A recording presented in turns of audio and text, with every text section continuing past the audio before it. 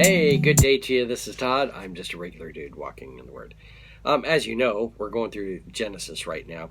I like Genesis in this the last part here, especially because you can look at it and you can go, oh yeah, that happened to those people back then and stuff. But you look at this and the stuff that we're going through right now, you can apply to your life because we are living just like these people. We go, oh yeah, I trust God and I have faith to do all this, and then you fall and you do certain things. Say for example, Abraham, he was a man of faith, and I consider myself to be a man of faith. Yet there was several times where he, um, you know, didn't treat his wife right, and went into a town, and so that Abraham could be saved, he says, hey, say you're my sister, so that way they don't kill me, okay? And we look at that and we go, oh, how could he do that? But we do the same type of thing. We don't do that same exact sin, but we do similar sins in the way we treat our wife and the way we treat others and stuff. So this stuff and what we're talking about here in this section is the effects of sin and the consequences of it and how it multiplies out. And then yesterday we talked about the blessings of God and how that also multiplies out way more than what we expect. But today I want to talk about the worse get worser, okay? And when you're involved in sin, you don't just like level off to a sinful, which it's kind of stupid anyway, but you get worse and worse. You get more involved in that sin and more involved in that sin and more involved in that sin, okay? So if you're cheating on your wife and you have another girlfriend, okay, for example, are you going to be satisfied with just that girlfriend? Probably not. In a short while, you're going to want another girlfriend, and it's all kind of stupid, okay?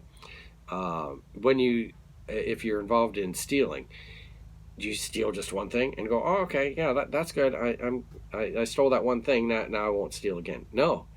You're like, well, I stole that thing, so I need to steal something else, and that keeps growing and growing. The worse get worser. I know that's not proper English, but that's the way it's going to be today. All right, so this is taken from Genesis 28, verses 6 through 9, okay? And this is talking about Esau here. If you remember, Isaac had two sons. He had Jacob and Esau. Esau was the oldest, okay?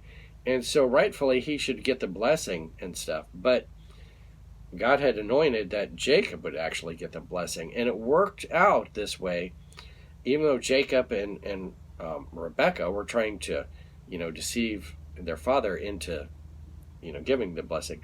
But it worked out how Jacob got the blessing. And Esau was always kind of living, he kind of represents the flesh and living for himself, okay? So he had already got the neighbor girls as wives, and that made his parents upset, really, okay, because they were unequally yoked, okay? So you would think, okay, well, that's the way it ends. But no, it continues on here is what we read. So this is verse 6 through 9 of chapter 28. Now Esau learned that Isaac had pleased Jacob and had sent him away to Paddan Aram to get a wife from there, and that when he blessed him, he commanded him, do not marry a Canaanite woman. So this happens, and Esau knows good and well what was said to Jacob, and he was like, oh, that would please God, and please God and my father if I went and got a wife, from way back in the homeland, instead of marrying one of the neighbor girls, okay, because that was given the specific instructions to Jacob. But what does Esau do? Let's see. He says, do not marry a Canaanite woman, and that Jacob had obeyed his father and mother and had gone to Paddan Aram.